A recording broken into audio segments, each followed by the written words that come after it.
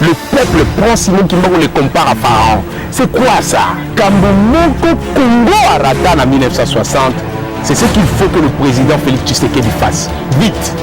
Abonnez-vous na site Nabiso Megrabel TV.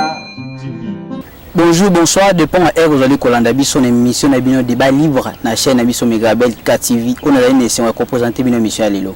Merci na confiance et fidélité vous allez colaksa biso. Vous partagez ma vidéo na biso, vous likez, vous botika ba commenter vous allez kosala yango vous allez komona. Merci na Eder Silutadi. Ni Josh Diatamo sur la supervision, il y a émission à Lilo. Ndoto la kaki bino. Tu conseilles la bino deuxième volume, na émission to banaki déjà kolobila makambo ya plata kimbango to bi combat ya Papa Simon Kimbangu na processus de libération à l'homme noir. Ndoto ici encore une fois na si demande ya ba commentaire au botikela kibiso Papa John Mambo et l'on na yende to partager émission Lilo na plaisir ko Papa John Mambo bonjour. Bonjour Papa Josué. Bonne santé. Ça va.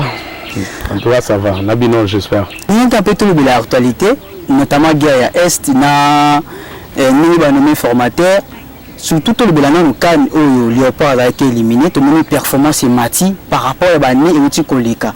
Mais bah Congolais, à chaque victoire il y a Léopard, bazali kotami ba photo ya Tata Kimbangu pour dire que le bilan maman Tata Kimbangu wawa et c'est le bilan yango, mais tu éviter pour comparer qui mingi na Pharaon.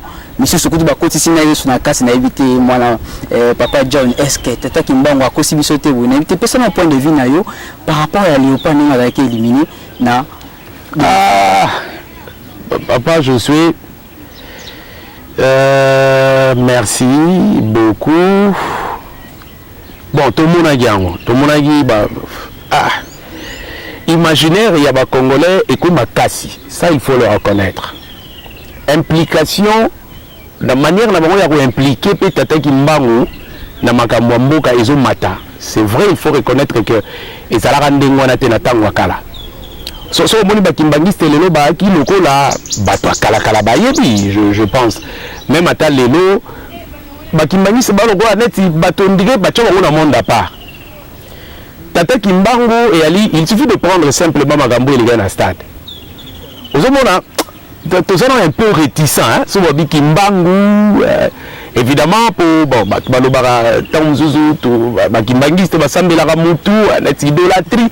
Mon campagne, on est côté de Congo tellement makasi que si ko kakande, na vraiment on imaginaire et bandiko, imaginaire collectif, il y a Congolais et bandiko comment développer, c'est vrai.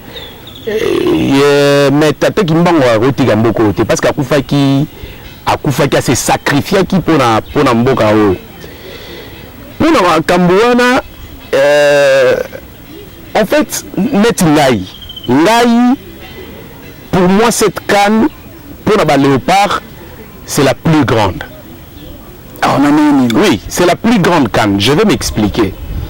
Parce qu'en fait, quand on très souvent, les hommes intelligents, d'abord dans le but intelligent, mais très souvent dans des sociétés savantes, les gens qui sont avisés, alertés, regardent au-delà des apparences.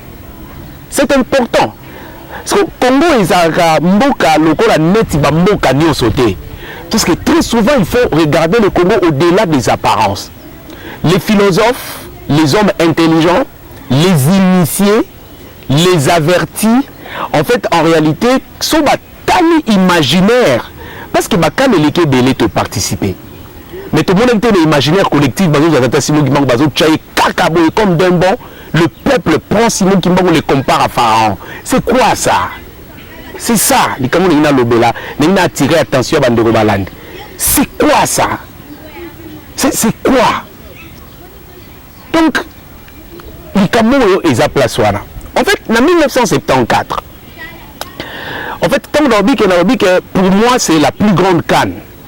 Évidemment, hein, l'Obitan, on a talagi, joueur Nabiso, bon, comme on a minimité, je m'excuse. Banani, Chancel Mbemba, Wissa, Toussami, l'autre là, Banza, tout ça. Le numéro 9, le malheureux, tout ça. Cédric Bakambu. En fait, l'imaginaire Lobby ton Nathalie, hymne national, Bacheboé. Simanango Balongoli Bacheboé. Et puis on a perdu le match. Mais on n'a pas perdu le match. On a gagné quelque chose. Parce qu'on a gagné contre l'Égypte. Ça faisait 50 ans. Ça faisait 50 ans, Batumingi va se rendre compte que Bissot a remporté qui canne en 1974, deuxième fois, il est en 1968, il y a mis Baleza qui en 1974, 50 ans après, en 2024, les gens s'attendaient à ce que tu remporté encore. Maintenant que nous avons remporté une victoire seulement, d'après Naï, là c'est le bien que c'est la plus grande des cannes auto-participants, c'est lorsque nous avons battu l'Égypte alors que ça faisait 50 ans. L'Égypte, on ne l'avait jamais battu. Est-ce que vous aviez vu dans l'imaginaire congolaise comparer Tata Kimbangu na éléphant, comparer Tata Kimbangu na les aigles du Mali, ou comparer na éléphant en Côte d'Ivoire? Non, non. Tout va comparer na les lions de la classe et à Maroc. Pourquoi on a seulement comparé Tata Kimbangu na Pharaon Al? C'est ça.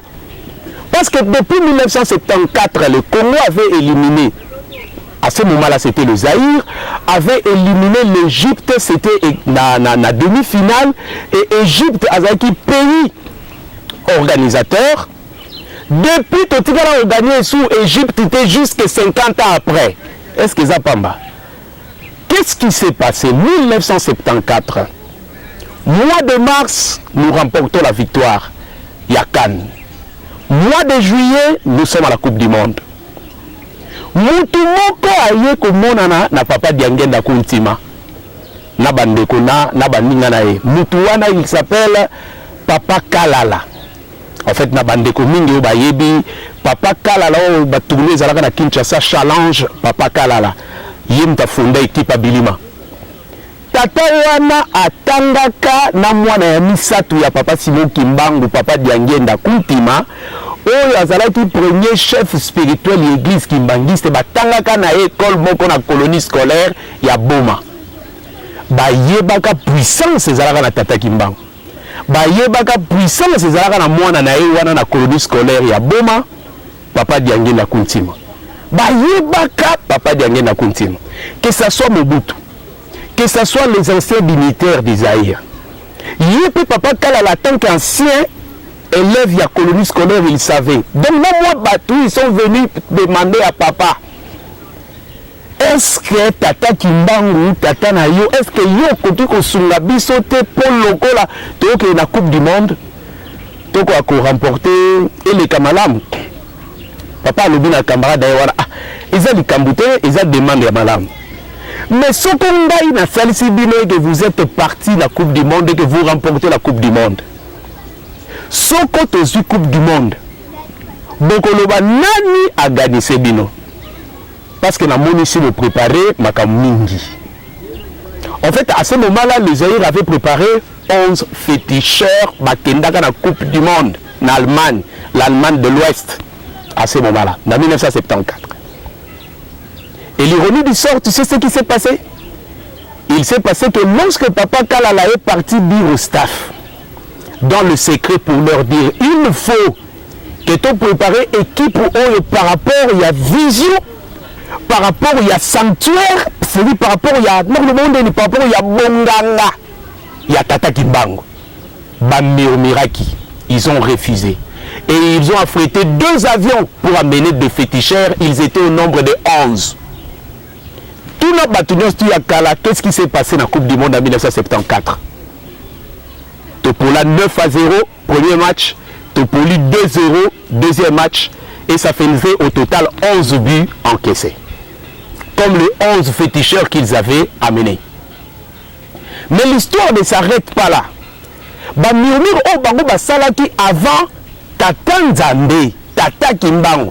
À Silikaka, à Zolusaka équipe, à Kotsaka équipe Naboumbu. Mais quand on parle de l'esclavage, quand vous êtes peuple de Dieu et qu'on parle de l'esclavage, le premier de pays qu'on voit, c'est l'Égypte. C'est l'Égypte.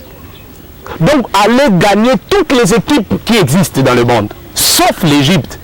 Mais pourquoi? Parce que ça allégorie, ça symbole. Ça veut dire que cette équipe ici rentre en esclavage. Est-ce que d'éviter ça en fait c'est comme ça que là maintenant nous un peu que la troublé par rapport à Mamoto Urubawa. Donc c'est que les salami ils avaient juste que tout mais oui, l'équipe c'est comme ça en fait.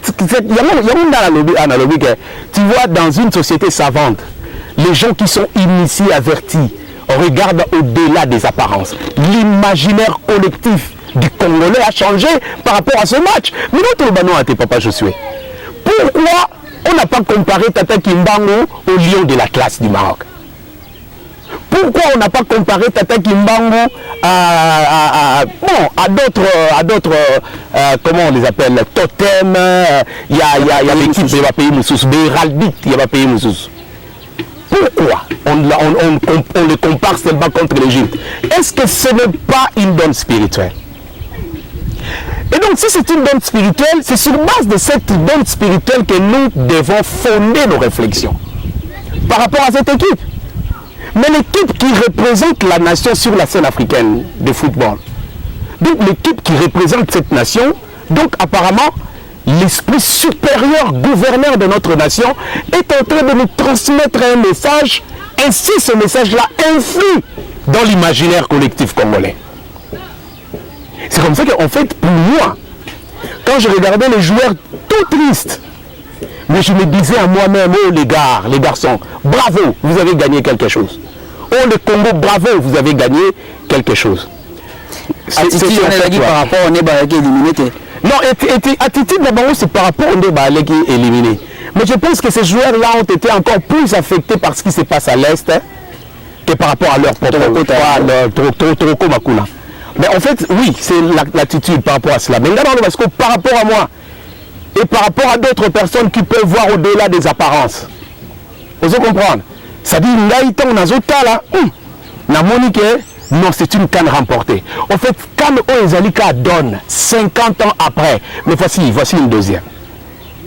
Le Congo, la République démocratique du Congo, est rebaptisé le Zaïre. Vous comprenez? C'est en 1971, 1972, 1973.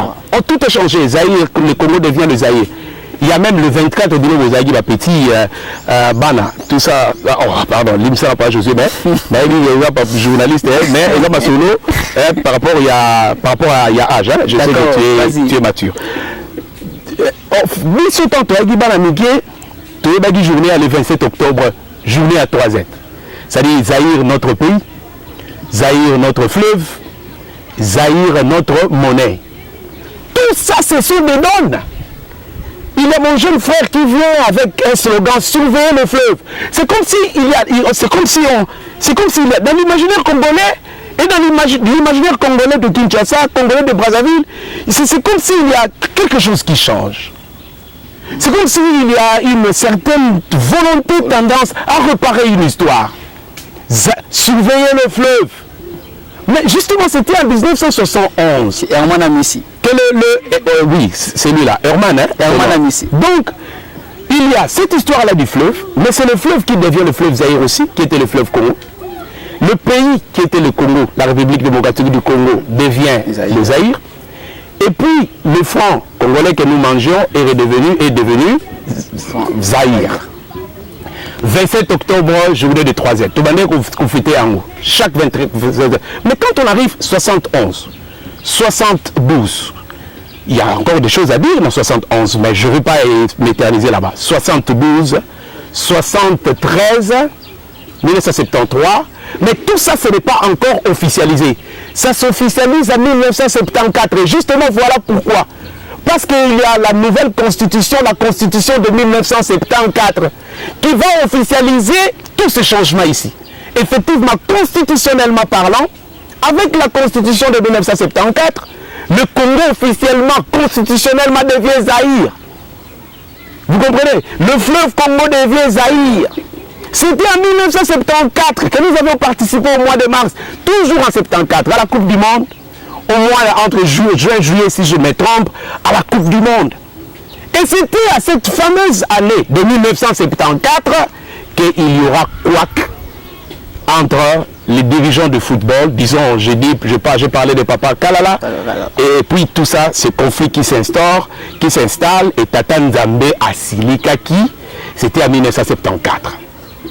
Mais Papa Simon Kimon-Kiangani dit quoi? Sa divinité chef spirituel de l'église kimbaniste. Il a dit que tout ça bande de la zéro, non? Mais le zéro, c'est quoi? Mais le zéro, c'est retour au Congo. Ah! Mais c'est ça le zéro. Donc 74, juste parce qu'on constitutionnalise le Zaïre. En 1974, on arrive en 2024. Maintenant, donc, Tolomé na Boumbu. Oh, yim Tolomé donc, pas je dis yim Tolomé na Boumbu. T'es dans une baka comme un cambo, oui, mais justement, non, tu conclus avec moi, je suis content. En fait, non, nazo zoka malobo. On gana oloba. Oh, le binanga, ya nazo zoom c'est là. Nazo zoom, c'est ce conclusion on a on te c'est ngana complete. Non, c'est beau quoi. C'est beau, c'est ça le Congo. Et on a fier les Congolais parce que Babo Tamanaboka au par hasard. Babo Tamana Congo Angola par hasard. Babo Tamana Congo Brazzaville par hasard.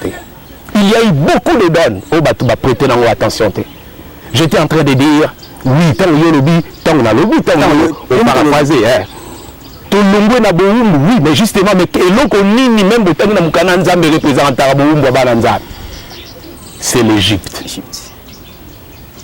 Et justement, pourquoi, coïncidence Ouana, il y a 50 ans, toute une équipe nationale, avec toute sa gloire, avec toute sa beauté dans le jeu, avec toute son organisation, des années passées, 50 ans quand même. C'est quoi ça, c'est Pharaon? 50 ans! Non, parce qu'on ne veut pas dire que Awa, équipe nationale, est gagnable d'équipe Moussoussouté. Mais pourquoi seulement c'est l'Égypte pendant 50 ans? Bravo les garçons. Moi je dis bravo. Oh pauvre de nous. Dans mon avis, très triste. Mais moi je me disais, qui peut leur dire ça? Qui peut leur dire ça? Dans ce pays, pas Josué, tout est significatif. Même les clips de football que tu vois là, c'est une donne de l'évangile.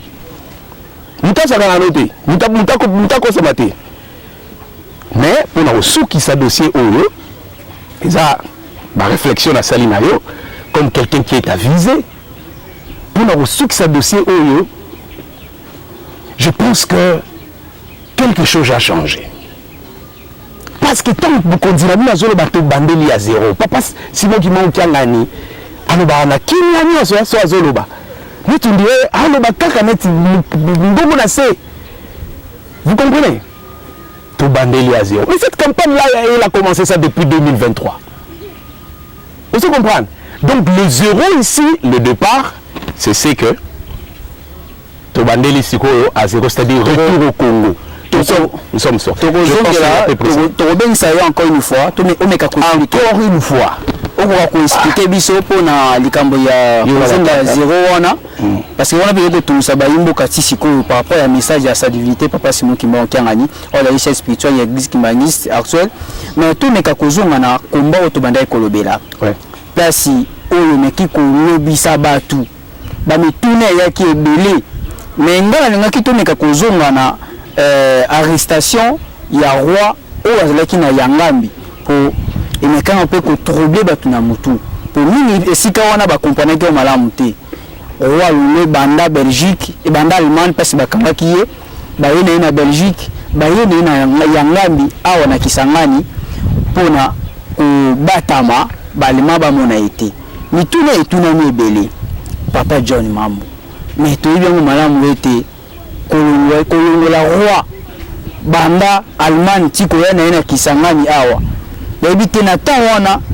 attitude ya ba congolais to ba oyo ba yebaki muzalaki nini bato ba yebaki yango et aleka tata Kimbangu na ba belge qui était détenteur de ces secrets kaka ndenge makambo tata Kimbangu to lo bango lelo ba congolais ba yebi yango te kaka ndenge tata Simon Kimbankiangani azo sala ba makambo oyo ba congolais ba yebi te. On peut voir même ba kimbangiste mususu ba yebi te. Mais Egolobama plus tard. Vous comprenez, hein? Egolobama plus tard. Non mais attitude surtout une attitude naloba ce qui attitude ya gideni attitude des andeni attitude pour makambo le ko ça oh c'est la toute première fois même personnellement ngana yo kayango te batu mususu baye bien on a pas une émission passée ya on a tout ni attitude ya batu za kinde mais batu yango pona bato baye baki histoire yango oui mais justement batu parce que omoni awa quand batu souki ya ki babomba yango yo lobi okiango lelo peut-être que baninga msupe ba yokiango kaka nde to sala émission oh mais elobamaka lokwa lisapo est-ce que vous comprenez elobamaka lokwa lisolo te lokwa histoire te elobamaka lokwa lisapo lokwa net moi légende lokwa net moi mythe mogobo quelque chose qui n'existait pas que les gens ont créé que les gens ont fondé na pesa ki kombo ya mutu ayaki na lisolo wana pour la première fois il ko révéler yango parce que moni bana tata kimbangu bakogai na élégance bango balaki nango et puis na nature na bango si réservé bango balaki nango na humilité na bango na simplicité na bango il ne voulait pas que bimisaka makambo ya tata na bango surtout qui avait trait avec la politique parce que au cours de l'émission passée je dis que le docteur Yefa était venu ici parce que yé en plus il y a lisolo na betaki pona yé tant batuna qui est question mais kimbangu ali nani ya le bité ali prophète professeur Bravo Ali prophète Ali Molimo Mosanto soki olobaki ke alaki alobi terme prophète biso batuto pesa ki biso ba belge ponani parce que balinge ba cacher justement une vérité non la vérité balinge ba cacher la vérité mais soki ozwaki on ozwa grande distinction et puis to linga to comme so professeur émérite donc et troubla du docteur professeur Yefa.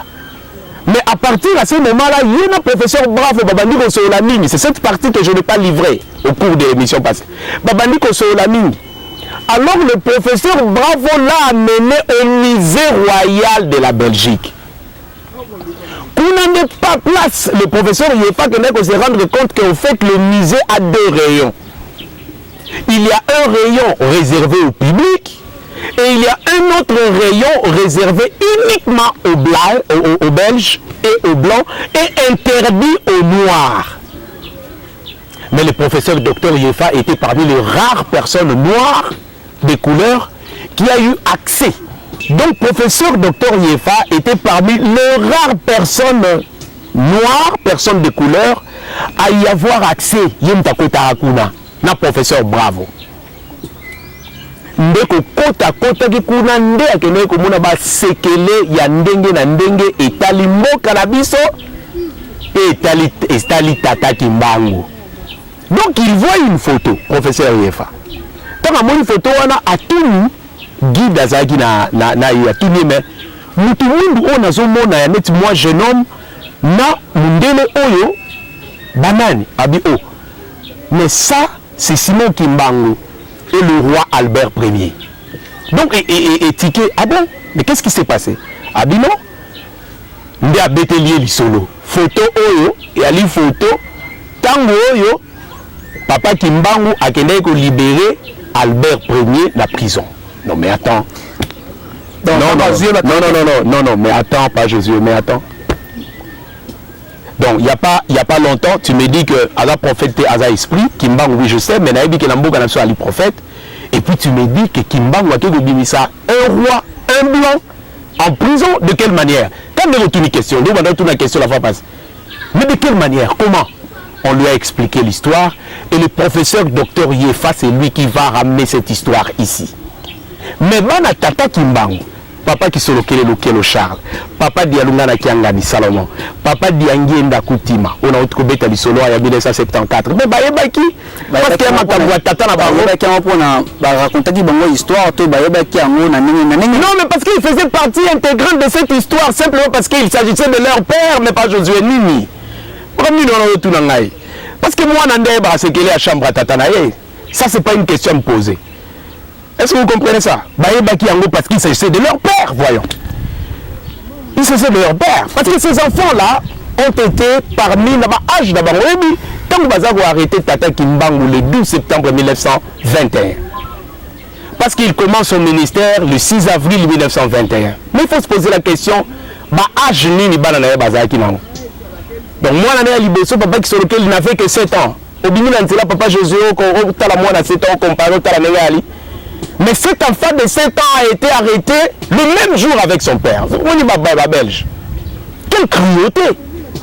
Ils arrêtent l'enfant de 7 ans. Et puis le 15 septembre 1921, c'est-à-dire le 12, on arrête leur papa. Le 15 septembre, c'est le commandement qui envoie adjudant Anès pour venir arrêter la femme, Maman Mouilou, avec ses 2 autres enfants. Donc tu as comme ça 3 enfants. Le premier à 7 ans, le deuxième à 5 ans, le troisième à 3 ans. Non mais va voir un enfant de 7 ans. Aujourd'hui, va voir un enfant de 7 ans. Quelle année aujourd'hui?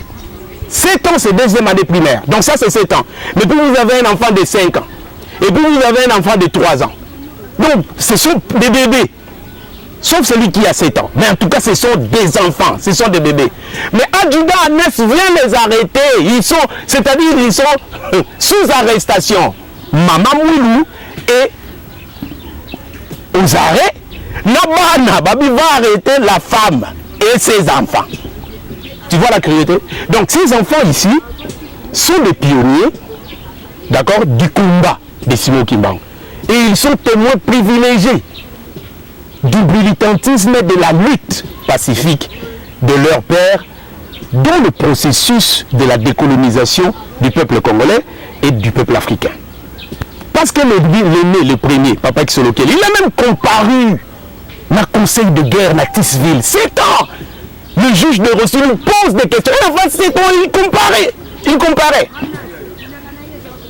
Donc, ne me pose pas la question, Papa Josué, ou bien je vais arracher ce micro. Bon, je plaisante, hein? Je plaisante. Ou bien non, je ne veux pas comprendre ça. Parce qu'ils étaient des témoins privilégiés. Parce qu'ils faisaient partie intégrante. Il y a histoire. Mais question ezali koya totunaki yango na séance oyo koleka mais banda kala oyo histoire oyo beti awa po otai kobeta mais bato bakoti na mwa confusion na motu eloko nini esali ke ya kobima kaka mbala moko na temps oyo ezali coïncidence to ezali kaka nango nde ekoki po te babiloko oyo ndenge bakobima eloko nini na mte so ezalaki na paroisse billet là je sais pas où. Et là, on est que dans les réseaux sociaux, on a vu, lorsque le léopard gagne la Guinée, Batou, qui ne sont pas des kimbanguistes, baillés devant paroisse, il y a église kimbanguiste, pour aller chanter Bisote, Kimbangu. L'imaginaire, non, c'est bien entretien. C'est une émission, mais toujours solo. J'ai dit ici au départ que l'imaginaire a changé. Et là, on est sali. Mais parce qu'il est temps. Mais je dis ici que Papa Simon Kiangani est en train de dire Tobandeli à 0. Parce que tango tokomi justement, et là on est tindaki oboya olukangai. Voilà, moi je vous ai, non sincèrement, bandero balandi baotala, loba vérité. Moi j'étais appelé. Merci. Mais là on est tindaki yo bolukangai. Qu'est-ce que vous avez commandé? Qui a commandé votre âme et votre esprit? Tout bien en guerre est. C'est-à-dire qu'il a simplement dans le baquet.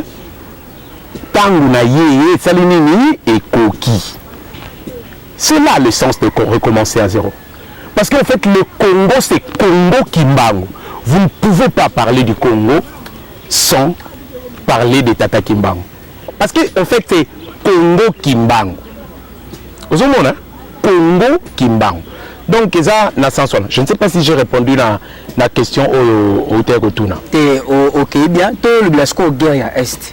Mais, question au Totika Laginango, au téléspectateur, puis Tika Kimi va commenter. Papa Johnny Lelombo Canabiso à Est. Kongomani bazali kufa seko kufa. Mais na côté la nyonso le baki pour emonani soki tozaki indépendance. Ils allaient attaquer Mbangu ni mtasa qui toza indépendance lelo. Mais pourquoi pas te bengaye pas ya ko si la biso guerre na est pour te ba kongomani ba sepela. Pour dire que le belaye makambo asalaki na 1960 mais te bengaye pas kwa roya. Ne bitemeka ko yibisa biso ni nesengi to sala. Avant to ko mona mekana ko beta non c'était na mbetali guerre ya est. Yomo o utoloba. est-ce que tokoki ko benga yete pour asile la biso guerre ya est? En fait, makambo surtout que si la nango et ali processus. Mais la guerre à l'est, c'est une guerre politique.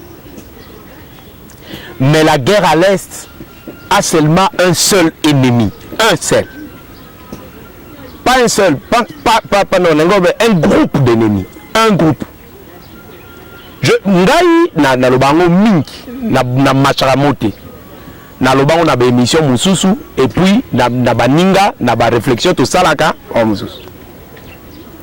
On ne peut jamais affirmer notre souveraineté si on ne rivalise pas une puissance. Batbaye bagate et bakambio biso ba otambolisa biso baye bakapete que le Congo était né comme une puissance.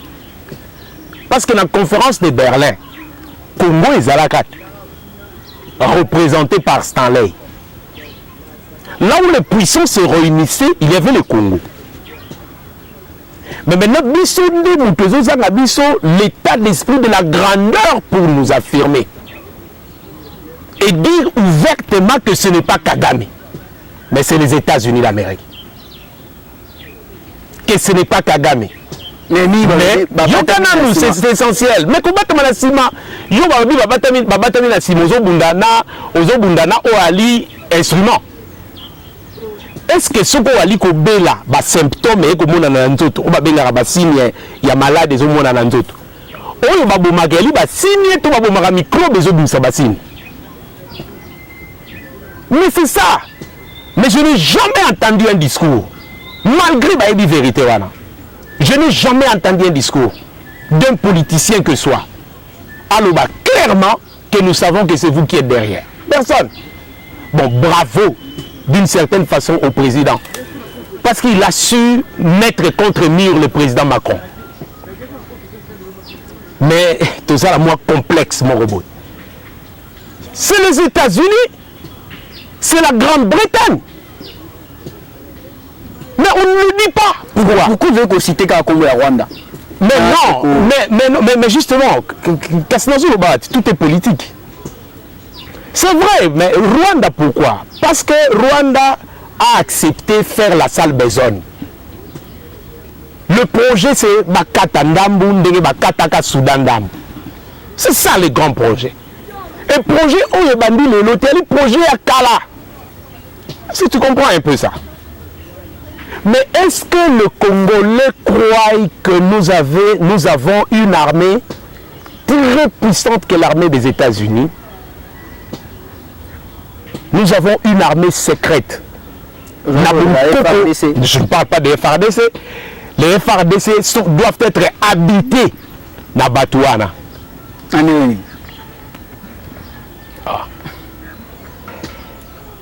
Yo. Non,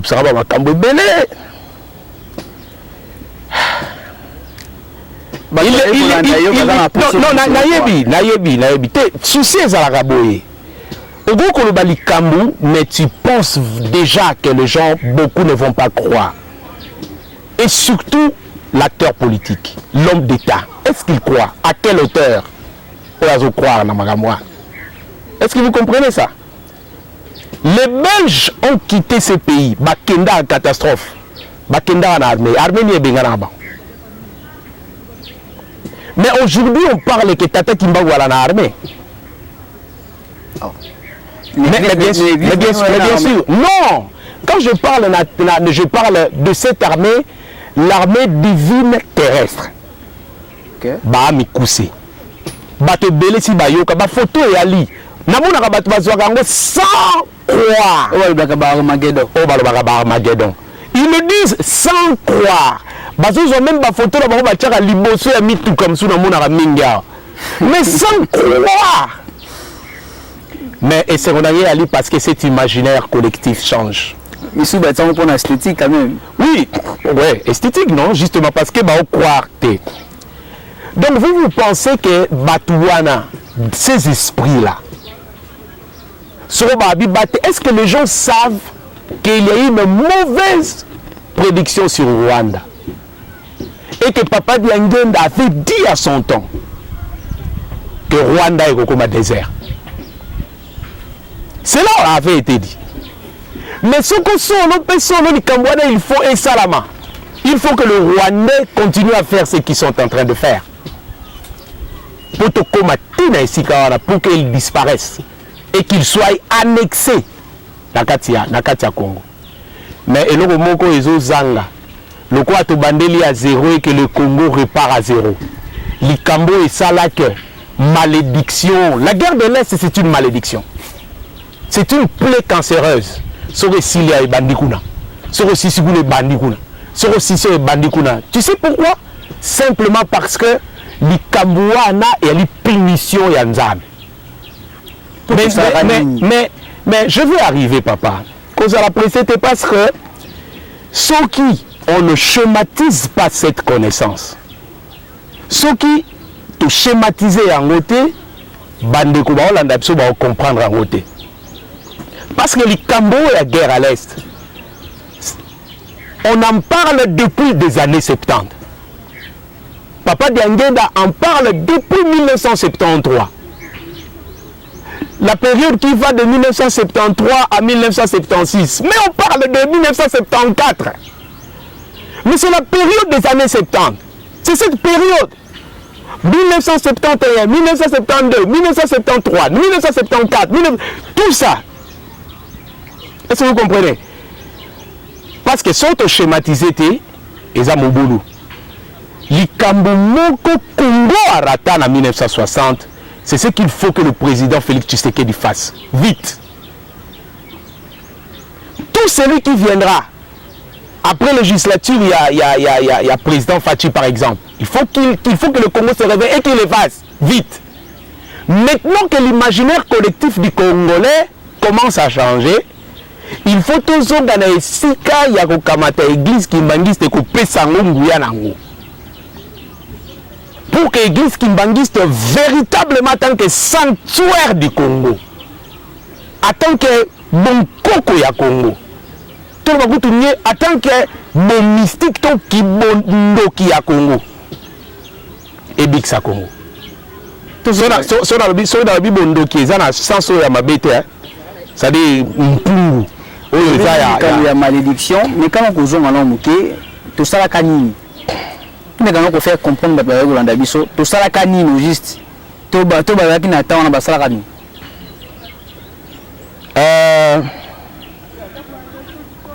Tant que colonisation est bandit, l'église est à la église d'État. C'est l'église d'État colonial. Comme l'église est l'église catholique. C'est-à-dire quand vous parlez du Congo belge, le partenaire du Congo belge privilégié, c'était une église. C'était l'église d'État colonial. Le Congo belge, une colonie, avec un partenaire privilégié, une église, mais qui était une église partenaire de l'État. L'État colonial, c'est l'église catholique. Quand on commune en 1960, pour que soit indépendance.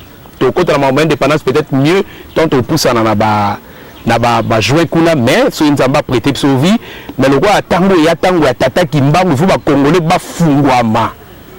Il faut tout fungwama.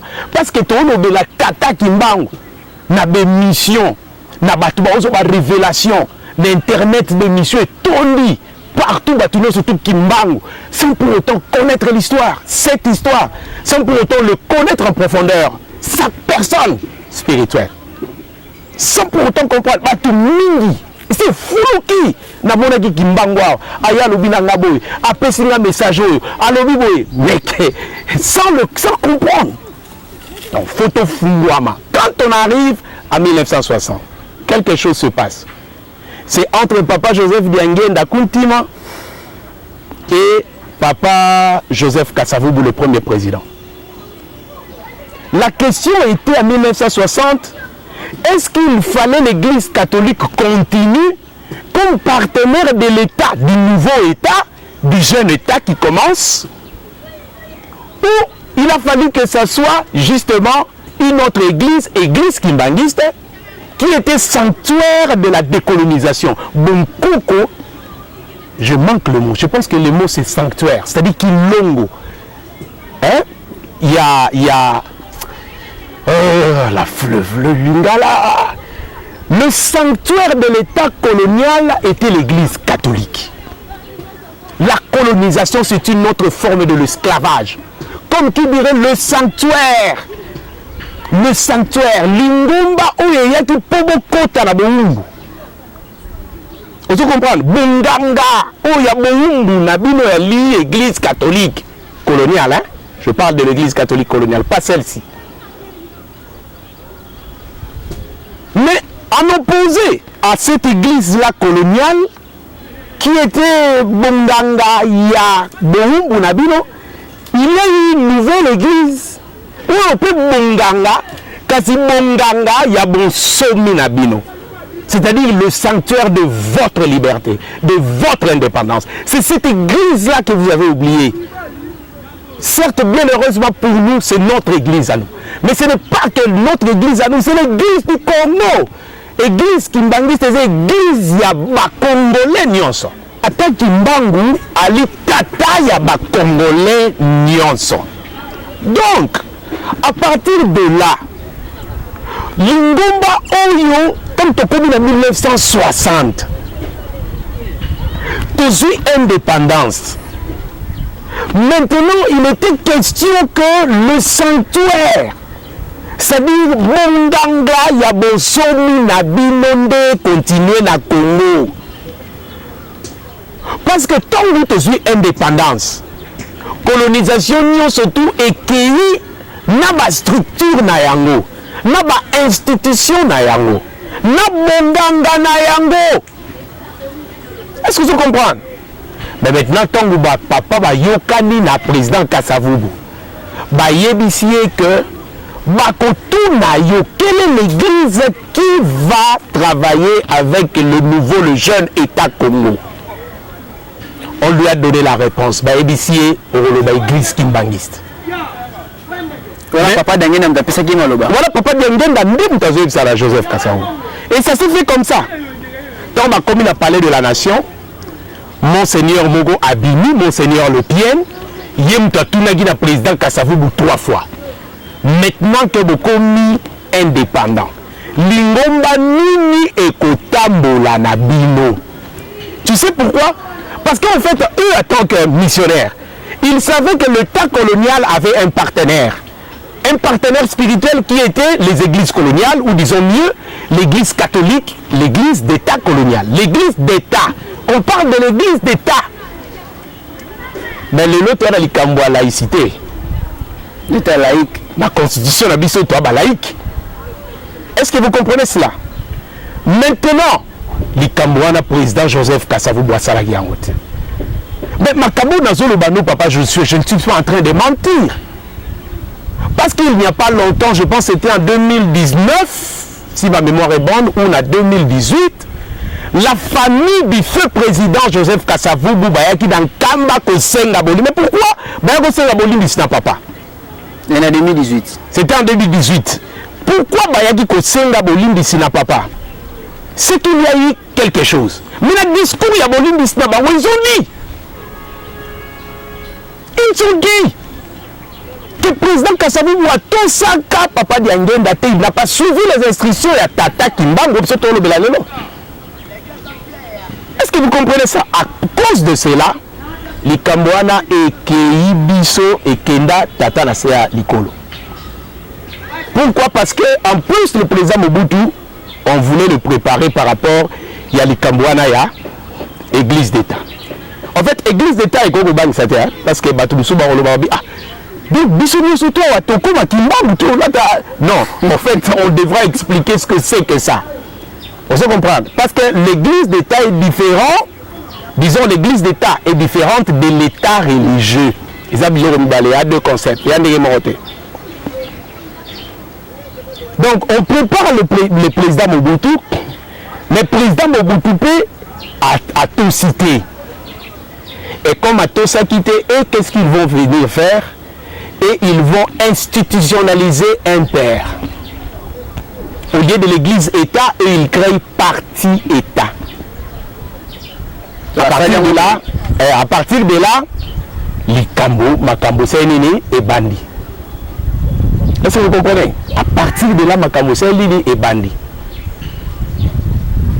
C'est ça. Alors, ce que nous essayons tout ça, pour battre que Koufa, Papa John. Surtout vendre tout quand on a beaucoup de temps à la Koufa. Non, Papa John, c'est-à-dire solution pour la gouvernement. Solution. C'est élément. Parce que vous comprenez, normalement il faut donc il donc mais c'est clair parce que nous avons schématisé en gros comprendre qu'est-ce que en fait je ne suis pas ici pardon une minute je ne suis pas en train de dire que ce que fait le gouvernement est lié à côté mais ça ce sont des solutions politiques mais la crise surtout à la nature mon côté vous comprenez. Parce qu'il y a une crise à la race spirituelle. Malade à la spirituelle et bika à la procédé spirituel. Malade à la politique et qu'on bika à la procédé politique. Maintenant, awa, nous sommes là, le gouvernement est malam. Mais il faut que les zunga kokundola na côté à bonganga pour que bongisa pe sikawana. Parce que c'est très important que bongisa pe sikawana. Parce que si la bongisa sikawana te risquer de kende. Alors maintenant rapidement, je vais dire que Papa Diangue na banda goloba. Soko boyebi tata nangaite rien à faire. Le Congo ne décollera pas. Mais tu remarqué que gouvernement est outil collègue. Et zala il y a excellence Joseph Kabila. Et zala il y a président Fachi. Va s'approcher de l'église kimbangiste. C'est une très bonne chose. Parce qu'en faveur de l'église kimbangiste, ils ont rectifié des erreurs du passé. Le président Joseph Kabila a fait. Oh, il y a Salaki et Fatih a fait. Oh, il y a Sali, notamment le 6 avril. D'accord? Parce que ça programme où va penser qu'un président Joseph Kasavubu les années 60. Oh, il y a Salakate. Mais les deux législatures et l'Andani. Bango poussani mingi na ici l'église kimbangiste ya Ali et donc la solution pour l'Est est bientôt mais il faut mama na likambwana o etikali pour être sûr que nyongo ya li sousouté parce que le na websa na betelo likamwa matcha balobi papa lobaki mais soko bokei kula bosi coupe ba lobana na si coupe banganga na bino so mugezo kubolo babanganga na bino bolo bakimbangu te mais comment être sûr que kimbangu nde asali bongo il faut au sakola mais il faut au sakola parce qu'aujourd'hui tata kimbangu tata Simon Kimbangu Kiangani Nankamba est devenu un acteur il est un acteur aussi de la société civile est-ce que vous comprenez mais statut est comme statut il y a un acteur de relations internationales statut aussi soit comme force vive parce qu'on le consulte mais ainsi n'a pas consulter solo pour le proclamer pour que quelque chose reste dans le peuple ndakisa Chan o bino ya liboso bozwaki na Rwanda tata Kimbangu mutu apesaki yango mais nakobomba te parce que yemoko excellence ministre ya sport Denis Kambai yemoko azoloba yango yemoko pe akamata coupe ya Chan amema yango na nkamba kopesa elembo na papa parce que il fallait zonga na fédération parce que il fallait zonga na CAF ayebisi papa oyo to sali oyo ils ont représenté wana ezongi mais oyo nde elembo na sali pour na kotikela et coupe modèle ya coupe wana ndenge moko parce que pour na coupe il faut besoin 3 fois peu comme ya bino donc le quoi to zwaki wana ya sali simoko net karawana aya na nkamba lui-même Denis Kambai lui-même. Mais vous êtes journaliste, il faut aller enquêter, chercher des images, il y en a. Il est venu en Kamba, il a présenté la coupe, il a dit papa, la coupe que j'avais promise, Yangoyo. Et quand vous entrez dans le bureau de travail de sa divinité, Papa Simon Kimbangu, chef spirituel de l'église qui m'a dit, vous allez voir cette coupe-là. À Tchangowana, vous allez voir ça. Kosakola. Parce que la banque bien pas chaussée. Je voudrais que la bande de balanda très bien.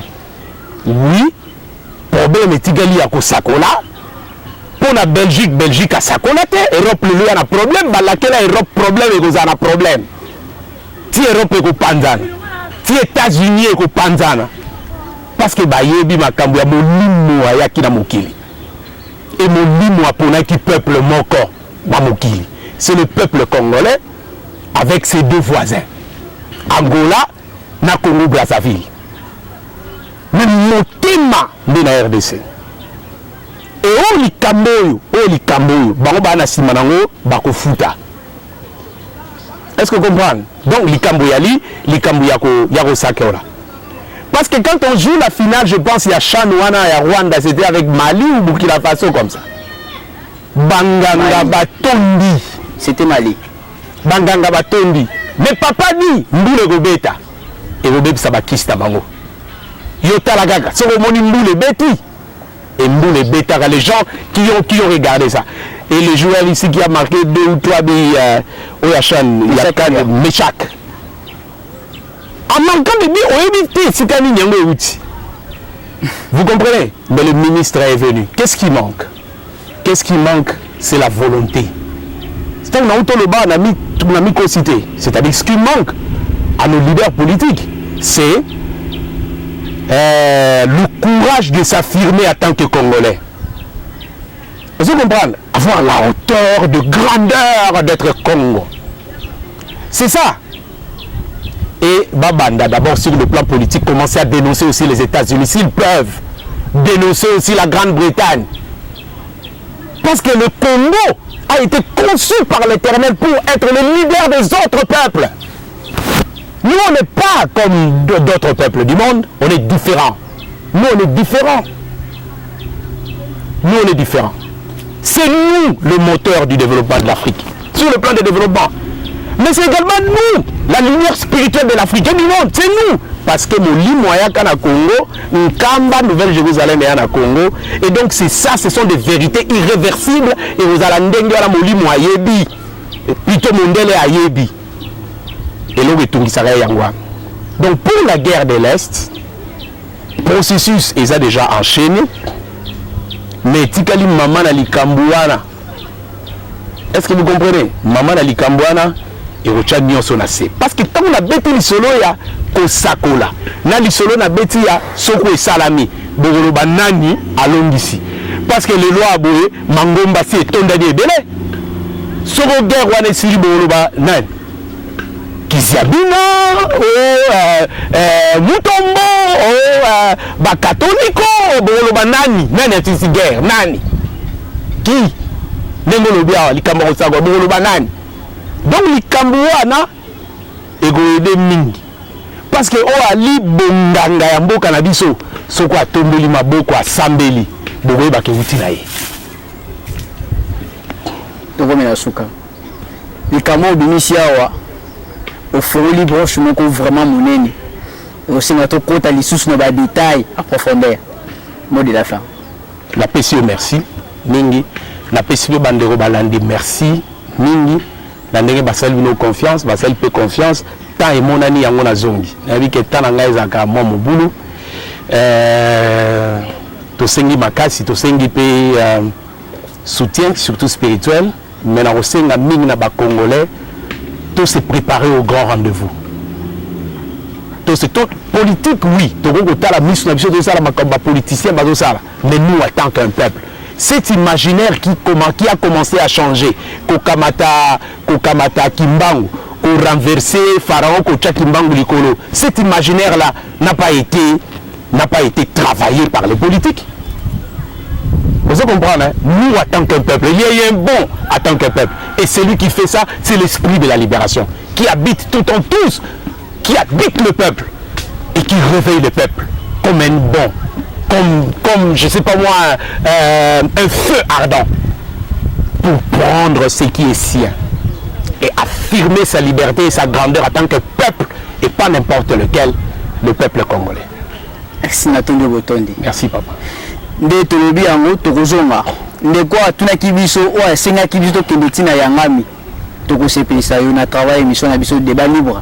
Tokokita ti kuna na Kisangani ilongo na ba cameraman na biso pour ko zuila bino ba image au bosengaki na likambo papa John Aloblaki ndenge bazwaki roi na Allemagne ba ina Belgique ti ba ina na Congo na Kisangani. Merci Naïder Silutadi ni Jos Diatamosi ozali derrière la caméra. Merci Maman Souzi bandeko ozali ko commenter botike la rabiso ba question mingi pourtant tozali koya to meka ko répondre à bino toli que bozali belé ko partager la vidéo na biso parce que mission na biso ozali ko la mama mingi pa na bino.